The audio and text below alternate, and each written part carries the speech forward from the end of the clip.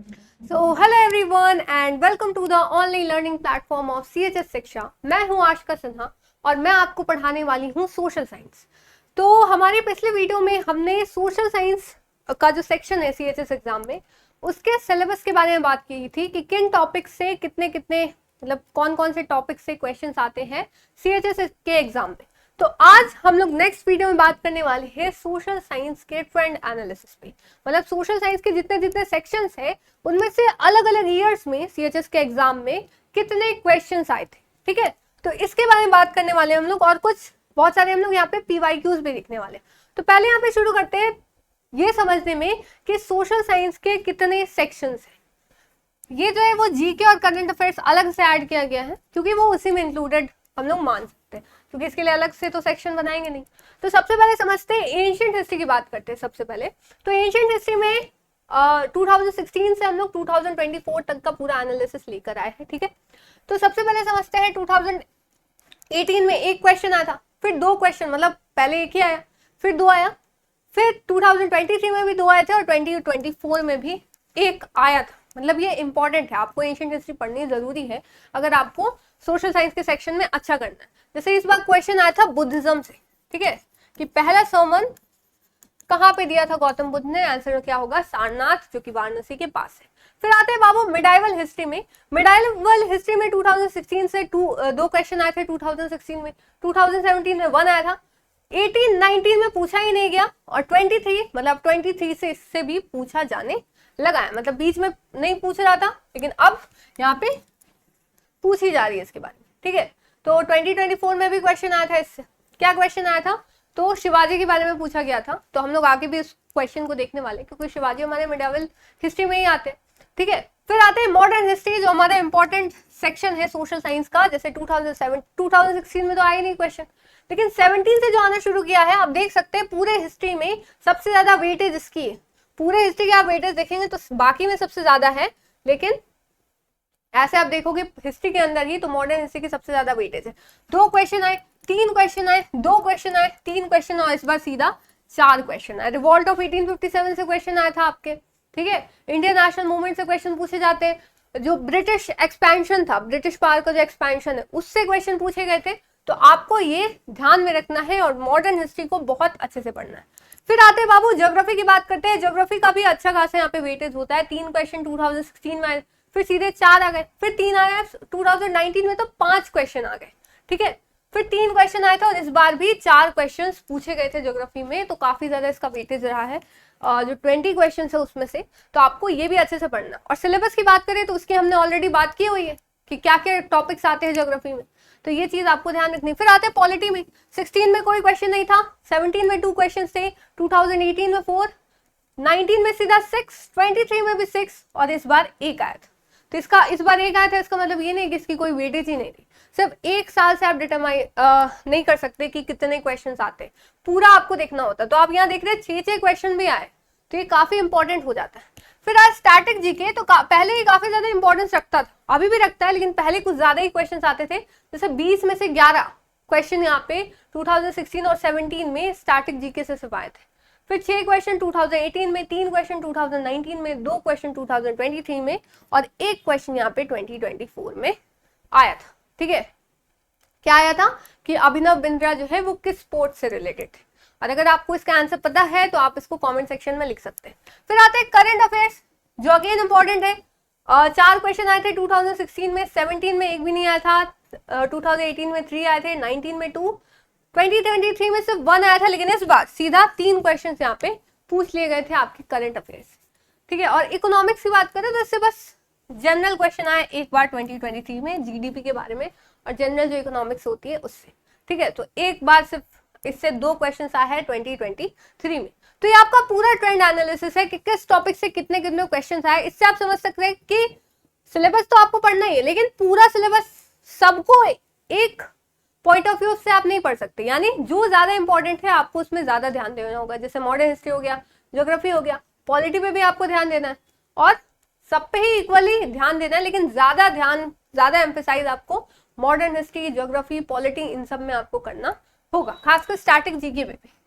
ठीक है, एक क्वेश्चन सिर्फ इस बार, इसका मतलब ये नहीं कि अब इंपॉर्टेंस नहीं रखता, काफी इंपॉर्टेंस रखता है। ठीक है, तो अब इन्हीं के बेसिस पे कुछ पीवाईक्यूज यहाँ पे देख लेते हैं क्या क्या है, क्या क्या पूछा गया है। जैसे यहाँ पे पूछा गया था मॉडर्न हिस्ट्री से कि ईस्ट इंडिया कंपनी कब एस्टेब्लिश हुई थी, तो ईस्ट इंडिया कंपनी कब एस्टेब्लिश हुई थी, यहाँ पे 1600 आंसर हो जाएगा। ठीक है, फिर आगे बात करते हैं Vinaya Pitaka is a book related to, अब ये आपका किससे आ गया, एंशिएंट हिस्ट्री से। ठीक है, एंशिएंट हिस्ट्री से यहाँ पे क्वेश्चन आ गया, तो ये क्या है, विनय पिटक सबसे पहले बुद्धिज्म, एंशिएंट हिस्ट्री में भी किससे क्वेश्चन है, बुद्धिज्म से। तो क्या है, संस्कृत ग्रामर की बुक है, नहीं। टीचिंग्स ऑफ महावीर, नहीं। हिंदी ग्रामर की बुक है, नहीं। तो ये क्या हो गया, रूल्स ऑफ बुद्धिस्ट संघ, क्योंकि बुद्धिज्म अभी मैंने बताया तो ये बुद्धिज्म से ही क्वेश्चन था। 3 बुक्स होती है ना, 3 बुक्स का आप नाम बता सकते हैं कमेंट सेक्शन में। अलग अलग क्वेश्चन है जो आप खुद से फाइंड आउट करेंगे ना तो आपको ज्यादा सही रहेगा। इन विच मंडल ऑफ द ऋग्वेद गायत्री मंत्र इज रिटन, और ये भी एंशिएंट हिस्ट्री का क्वेश्चन हो गया। ठीक है, एंशिएंट हिस्ट्री में भी जो वैदिक एज, वैदिक काल है, वहां से क्वेश्चन आया है ये। तो पहले, दूसरे, तीसरे या फिर चौथे, आंसर क्या होगा, तीसरे मंडल में जो है वो गायत्री मंत्र लिखा है ऋग्वेद के। इसका एक और इंपॉर्टेंट है कि 10th मंडल में क्या जिक्र किया गया है, 10वें मंडल में, तो पुरुष सूक्त जो है वो मेंशन है। ये भी आप याद रख सकते हैं। फिर आते हैं अगले क्वेश्चन में, direct action day was summoned on. अब डायरेक्ट एक्शन डे कौन था, ये मॉडर्न हिस्ट्री से क्वेश्चन है। ठीक है, मॉडर्न हिस्ट्री से क्वेश्चन है। और जब आप इंडियन नेशनल मूवमेंट पढ़ते हो तब आपको पता चलेगा कि जब कैबिनेट मिशन प्लान आया था 1946 में, तब उससे मुस्लिम लीग जो थी, जो 1906 में बनी थी, वो खुश नहीं थी। ठीक है, मोहम्मद अली जिन्ना ने फिर उसके बाद डायरेक्ट एक्शन डे जो है वो अनाउंस किया था और कहा था कि अब हमें मतलब उतरना होगा मैदान में, लड़ाई करनी होगी। तो वहां से जो वायलेंस शुरू हुआ था वो फिर आजादी के बाद तक चला था। और ये कब हुआ था, 16 अगस्त 1946। 47 में तो हम लोग आजादी हो गए थे, ये तो आजादी के बाद की। तो 46 आप देख के भी समझ सकते हो कि आजादी के पहले की बात की जा रही, 1 साल पहले। ठीक है, फिर नेक्स्ट क्वेश्चन है जो आपका इसी साल का क्वेश्चन है, which of the following is incorrectly match, जो अच्छे से मतलब सही मैच नहीं है। मैसूर के रूलर कौन थे, हैदर अली, ये सही है। झांसी की रूलर कौन थी, रानी लक्ष्मीबाई, ये भी सही है। पंजाब के कौन थे, महाराजा रणजीत सिंह, ये भी सही है, लेकिन ये सही नहीं।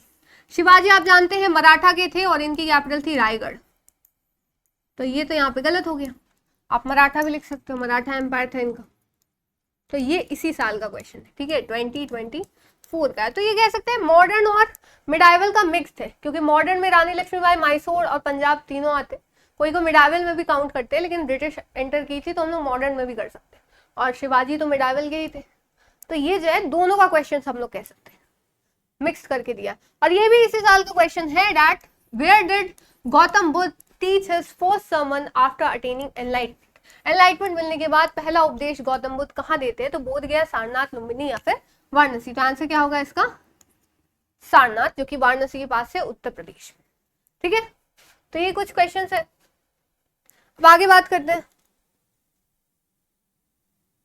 आगे मिडाइवल हिस्ट्री का क्वेश्चन है, the Qutub Minar at Delhi was built by. Qutub Minar जो दिल्ली में है वो किसने बनाया था, कुतुबुद्दीन ऐबक ने। लेकिन इसको कंप्लीट किसने कराया था, आंसर क्या हो जाएगा, इल्तुतमिश,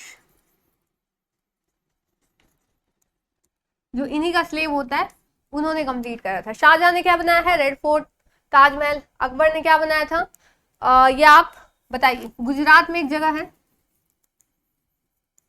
वहां पे अकबर ने एक बनाया था। या आप लोग कह सकते हैं एक और चीज, फतेहपुर सिकरी, जो अकबर की न्यू कैपिटल थी, वो अकबर ने बनाई थी। ठीक है, एक फोर्ट भी था जो गुजरात में जीत हासिल करने पे अकबर ने बनाया था। फोर्ट नहीं कह सकते, एक चीज लिख ही देते हैं, बुलंद दरवाजा। ठीक है, बुलंद दरवाजा जो है वो अकबर ने बनवाया था। फिर चंद्रगुप्त, अब ये चंद्रगुप्त दोनों हो सकते हैं, चंद्रगुप्त मौर्य भी हो सकते हैं और चंद्रगुप्त फर्स्ट या सेकंड गुप्त एम्पायर में थे वो भी हो सकते हैं, तो यहाँ पे है। ठीक है, तो ये अगला क्वेश्चन हम लोग समझते हैं, land mass bounded by sea on 3 sides is referred to as. ये हमारा ज्योग्राफी का क्वेश्चन है, और ज्योग्राफी में भी किसका, फिजिकल फीचर्स इंडिया के, उससे क्वेश्चन आया है। क्या होगा आंसर, कि एक लैंड मास जो कि 3 साइड से पानी से घिरा हो, सी से घिरा हो, उसको क्या कहते हैं, तो आंसर हो जाएगा यहाँ पे पेनिनसुला कहते हैं।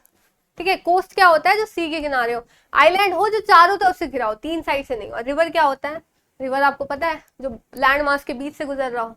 उसमें भी बहुत सारे डिफरेंस होते हैं, हालांकि एक ऐसा नॉर्मल सा एक बात था। और फिर आते हैं Indian standard time is ahead of GMT, ठीक है, ग्रीनविच मीन टाइम से कितनी आगे है Indian standard time. Indian standard time क्या होता है ये सब डिटेल में हम लोग पढ़ने वाले हैं, पहले यहाँ देख लेते हैं। इसका आंसर क्या होगा, 5 घंटे और 30 मिनट आगे, यानी 5.5 घंटे जो है वो आगे है कौन, इंडियन स्टैंडर्ड टाइम GMT से। अब आगे बात करते हैं, अगला क्वेश्चन क्या है, which Indian state has highest female sex ratio. मतलब सेक्स रेशियो क्या होता है कि कितने लड़कों पे कितनी लड़कियां, तो इसमें सबसे ज्यादा आगे कौन सा स्टेट है, क्या उत्तर प्रदेश है, नहीं, क्या मिजोरम है, नहीं, क्या पंजाब है, नहीं, आंसर क्या हो जाएगा, केरला। ठीक है, आगे आते हैं, ये भी आपका ज्योग्राफी का क्वेश्चन है, latitude meet one another at, latitude आपस में कहाँ मिलते हैं, तो जैसे ये अर्थ है, अर्थ जो है कुछ इस तरह से बना है, लैटिट्यूड्स इसके ऊपर से, तो क्या लैटिट्यूड आपस में कहीं पे मिल रहे हैं, नहीं, क्यों, क्योंकि ये आपस में पैरेलल होते हैं, और आपने मैथ्स में भी पढ़ा होगा कि parallel lines never meet one another. ठीक है, तो इसका आंसर क्या हो जाएगा, सॉरी, नोवेयर। ठीक है, कहीं पे भी नहीं मिलते, साउथ पोल में भी नहीं, इक्वेटर पे भी नहीं, नॉर्थ पोल में भी, कहीं पे भी नहीं मिलते। ठीक है, फिर अगला क्वेश्चन है, in which who becomes the chairman of council of states, chairman council of states के कौन बनते हैं, तो इसका आंसर हो जाएगा वाइस प्रेसिडेंट। इसके बारे में डिटेल में सब हम लोग जान सकते हैं ये क्या होता है, किससे क्वेश्चन है। ठीक है, president, vice president, prime minister, सबके बारे में आपको पढ़ना है, सुप्रीम कोर्ट हो गए, हाई कोर्ट हो गए, जो हमने पिछले देखा है पिछले वीडियो में, सिलेबस की वीडियो में। ठीक है, तो ये हो गए हमारे सारे क्वेश्चंस, 2 और क्वेश्चंस है। अगला क्वेश्चन क्या है, how many schedules are there in the constitution of India, तो इसका आंसर आप कमेंट सेक्शन में दे सकते हैं, क्योंकि आपके PYQ का क्वेश्चन है, तो अगर आपको कुछ क्वेश्चंस आ भी रहे तो आपका कॉन्फिडेंस काफी ज्यादा बूस्ट होता है, तो आप इसका आंसर जो है वो कमेंट सेक्शन में दीजिए। इसका how many schedules are there in the constitution of India, constitution of India में कितने शेड्यूल हैं, ठीक है, 9, 10, 11 या 12।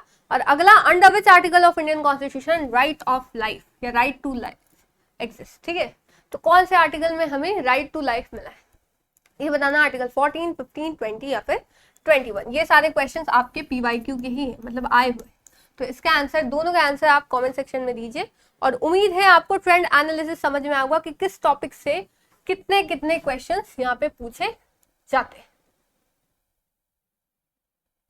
ठीक है, अब जैसे हमने सिलेबस के बारे में जान लिया कि क्या क्या चीजें आती हैं, किन किन टॉपिक से क्वेश्चन आते हैं, अब ये देख लिया कि किन टॉपिक से कितने कितने क्वेश्चन आते हैं, और PYQ भी देख लिया कि किस टाइप के क्वेश्चन आ रहे हैं।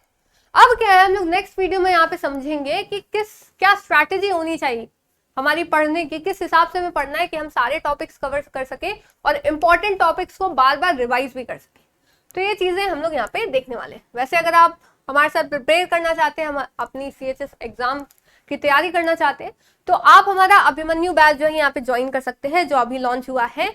और यहाँ पे अभी इसकी प्राइस 2600 है, लेकिन आपको डिस्काउंट मिलेगा अगर आप कूपन कोड यूज करते हैं CHS PHU, जो कि 22 जुलाई तक वैलिड है। ठीक है, तो आप जल्दी ज्वाइन करिए इसको। और इसके फीचर्स क्या क्या है कि आपको लाइव थ्योरी क्लासेस मिलेंगी, ठीक है, फिर क्या है, DPP मिलेंगे, प्रैक्टिस सेट मिलेंगे, ताकि आप पढ़े और साथ साथ प्रैक्टिस भी कर सके। आपको चैप्टर वाइज भी टेस्ट मिलेंगे और फुल मॉक टेस्ट, मतलब जिस हिसाब से CHS का एग्जाम होता है ना, उस हिसाब से वो फील देगा आपको। फिर आते हैं स्पेशल डाउट सेशन होते हैं कि आपको कोई भी डाउट हो आप उस सेशन में अपने क्लियर कर सकते हैं, अगर आप अपनी क्लास में नहीं कर पाए तो। फिर आते हैं प्रीवियस ईयर पेपर भी दिए जाएंगे आपको सोल्यूशन के साथ, कि अगर प्रीवियस ईयर है भी आपके पास और सॉल्व ही नहीं हो रहा तो सोल्यूशन तो आपको चाहिए, तो वो भी हम लोग प्रोवाइड कराएंगे। फिर आपको व्हाट्सएप नंबर भी दिया जाएगा कि आपको कोई भी ऐप रिलेटेड या आप अपनी पढ़ाई से रिलेटेड कोई भी परेशानी हो तो आप वहाँ पे गाइडेंस ले सकते हैं हमारे व्हाट्सएप नंबर पे। और आपको फॉर्म फिलिंग से लेके काउंसलिंग तक की गाइडेंस दी जाएगी। ठीक है, फॉर्म फिल करने से लेके आपका रिजल्ट आने के बाद जो काउंसलिंग होगी वहां तक आपको गाइडेंस प्रोवाइड की जाएगी। और नंबर कौन सा है बाबू, तो ये है, तो आप इस पे क्वेरी अपनी जो भी है वो पूछ सकते हैं। अब सिलेक्शंस की बात करते हैं, पिछले साल की, इसी साल की, मतलब 2024 CHS 9 देख सकते हैं आप कितने सारे सिलेक्शंस इस प्लेटफॉर्म से यहाँ पे दिए गए हैं। और सबसे ज्यादा सिलेक्शंस देने वाला ये जो है प्लेटफॉर्म है कौन, स्कूल शिक्षा। ठीक है, आप देख सकते हैं इतने सारे सिलेक्शन, यही नहीं 11th में भी, 9th और 11th दोनों में हमने बहुत सारे सिलेक्शन दिए हैं। और सबसे ज्यादा सिलेक्शंस हमने यहाँ पे इस प्लेटफॉर्म ने दी है। ठीक है, CHS एग्जाम। तो उम्मीद है आपको सारी चीजें यहाँ पे समझ में आई होंगी। ट्रेंड एनालिसिस हमने समझ लिया, सिलेबस की वीडियो हमने पहले ही आपको प्रोवाइड करा दी है। अब हम लोग बात करेंगे कि स्ट्रैटेजी क्या होनी चाहिए पढ़ने की, कैसे ये सिलेबस हमें कंप्लीट करना है और अच्छे से प्रिपेयर करना है, ताकि हम लोग CHS एग्जाम में आपकी बहुत अच्छे से आप उसमें मार्क्स ला सके और सिलेक्ट हो सके CHS में। ठीक है, तो फिर मिलते हैं हम अपने नेक्स्ट लेक्चर में, जहां हम लोग बात करने वाले हैं स्ट्रैटेजी के बारे में। ठीक है, तो मिलते हैं अगले वीडियो में, तब तक के लिए thank you so much and bye bye.